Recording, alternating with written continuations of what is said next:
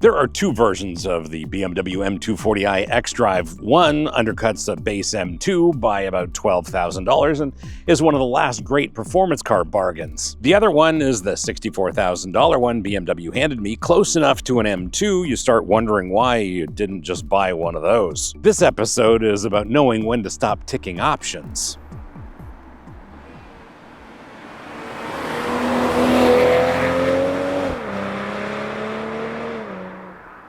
"382 horsepower is the number that gets all the attention, but it's 369 pounds of torque at 1800 RPM that's doing all the hard work. Peak torque shows up just off idle and then stays there all the way to 5000 RPM across a flat plateau, and there's never a point that the engine wakes up because it never went to sleep in the first place. 4.1 seconds from 0 to 60, and the entire driveline is making all of that look extremely easy, so much so that you never really notice the launch. What you do notice is when you're enjoying this in the corners and happen to be stuck in third gear at 2500 RPM and then realize you don't need to downshift. The B58 has every excuse in the world to sound wonderful, but here it mostly manages to keep every noise it makes to itself. This car wears the optional performance exhaust, which is a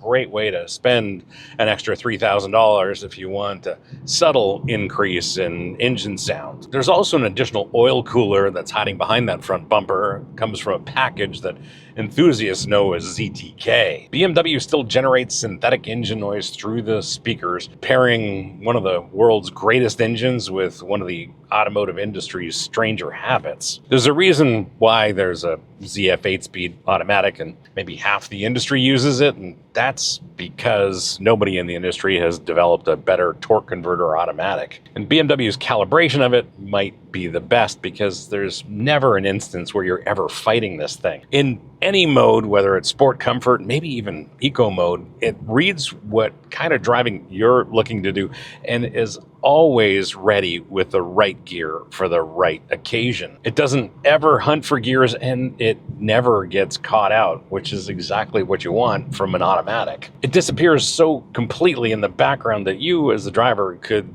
take credit for its clever shift decisions. Most people picture xDrive as this benign, numb, all-wheel drive system that's here to just deliver you traction. But here it's rear biased, and it's properly well biased that on a back road, when you're hustling this thing, you can do rear-wheel drive things with a little bit of a safety margin. What's really doing the trick in this driveline is the M Sport differential, and that's making sure that this car stays neutral in the corners, whereas a traditional all-wheel drive would want to push wide. On limit, it'll happily let you hang the tail out with some power on oversteer.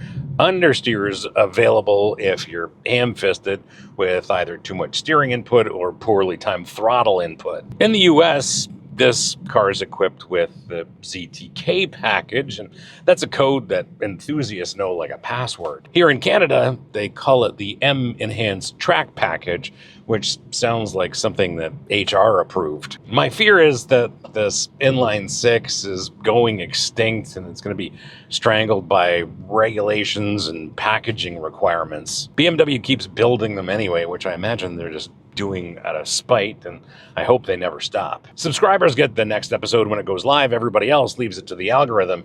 If you'd like to see when our next episode hits YouTube, well, that's what the subscribe button does.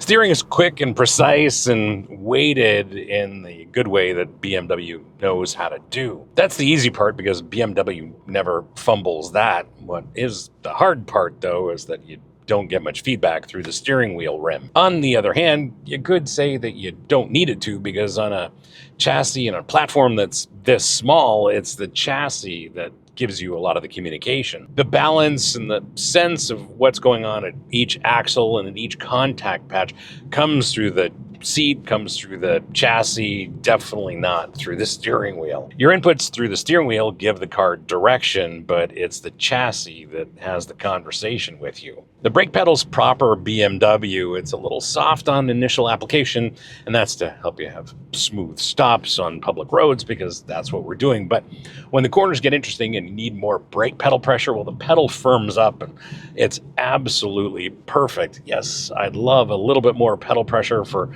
those instances, but at the end of the day, this is something you drive on the road, not exclusively on the racetrack. These brakes with their bigger rotors are part of that CTK package in the US, or here in Canada, the M Enhanced Track package. And here's my thinking. My home track, Canadian Tire Motorsport Park, big track, you would never overtax these brakes. Maybe at a smaller, more modern, club-oriented circuit, one that's had its corners designed to satisfy insurance regulations, well, that might be a different story, because you're always standing on the brake pedal on those circuits. But my home track, bigger, old-school tracks, you're never going to overtax these brakes. Regardless, the good part is the pedal you live with on a day-to-day basis. The adaptive dampers give the suspension 2 modes, and ignore anyone selling the gap as dramatic. Comfort and sport differ in a way that BMW's M light cars always do. Sure, it's noticeable and sport mode is never violent.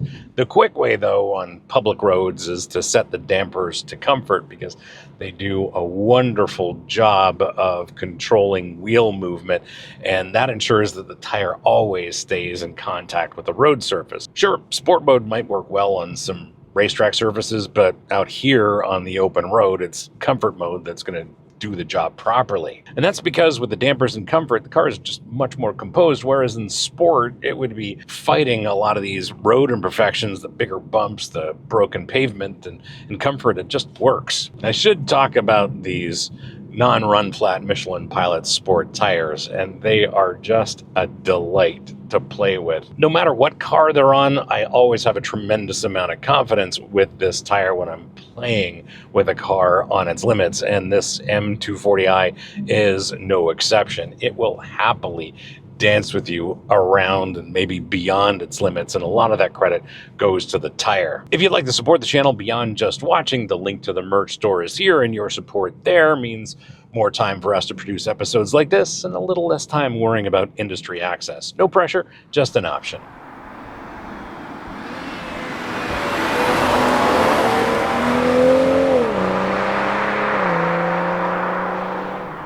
Seats are fundamental to the driving experience, but here, these are perfection, and let me explain why. For one, these seats skip the carbon buckets you can option in an M car, but they still provide fantastic lateral support with reasonable bolstering, and then their comfort is top-notch. Plus, they have the extendable thigh support, which is great for support and comfort over long-distance drives. There's plenty of adjustment in the seat, and then the steering column adjusts for height and reach, and I can set myself up with a perfect interface to this M240i. This is just perfection right here. In terms of visibility, well, all you need to do is set up your mirrors properly and you can see out of this thing because it's relatively small. The rear window, sure, it's on the small side, and if you're the shoulder checking kind, well, I'd love to persuade you to stop doing that. Reason is, there's no such thing as blind spots. Adjust your mirrors properly, pay attention, and blind spots aren't real. BMW spent decades perfecting physical controls, and then in the name of progress, they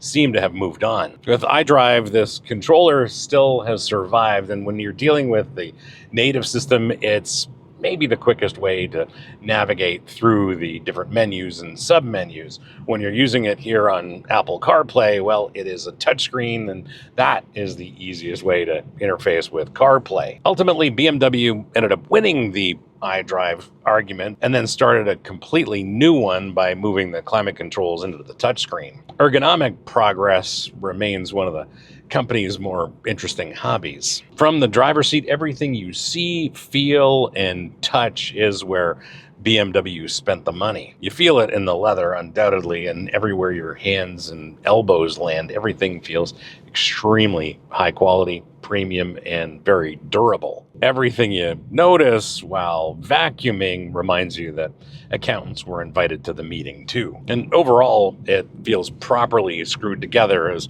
BMW knows how to do. Whether this cabin feels worth the as-tested price probably comes down to whatever else you're cross-shopping. The best way to describe the intent of those back seats is that they're there to make sure that this is not confused by your insurance company as a two-seater. Funny thing is, in the previous 2 Series, I could fit comfortably in the back seat. Here, it's a little bit more compromised. For me to fit behind myself in this seating position, and some of you will argue I sit too close to the steering wheel anyway, I'd have to move the seat a little bit closer, so I would be compromised as the driver, and then whoever is behind me, they have to be no taller than 5'6" to be comfortable. None of this is a knock against the M240i, because nobody's cross-shopping this against a crossover, or at least you shouldn't be. You buy this knowing the compromises, and the compromises are exactly why this coupe drives the way it does. This Thunder Night metallic paint is $900, and on closer inspection, it's purple. And I think somewhere in Munich, a naming committee decided that purple couldn't command a premium price for optional paint. And if you order your M240i with this oyster Vernasca leather, well, I think it's a public vow to never eat in your car. If this review gave you something you didn't get in a brochure or a press release, hit like. It tells YouTube to share this episode with other people like you interested in an episode like this. Takes just a second.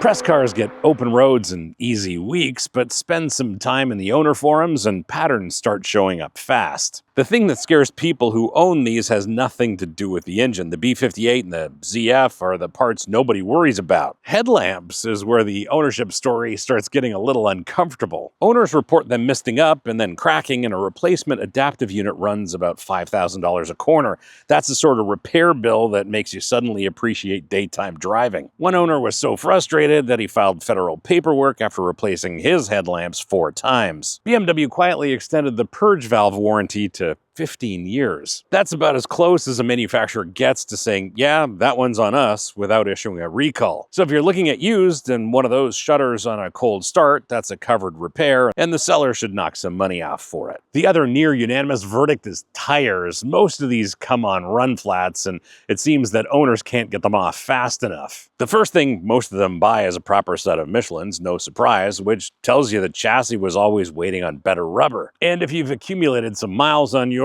and hear a hollow thump from the back over broken pavement, relax, it's not that big of a deal. It's a known issue with a bulletin, and the fix is a 3 Series shock mount. Simple. You're not the first to hear it, and you probably won't be the last. If you own one of these or have some quality seat time behind the wheel of one of these, let me know in the comments what I got right and what I got wrong, because real-world owner experiences are much more valuable than anything I can learn in a week-long press loan, and I always read those comments.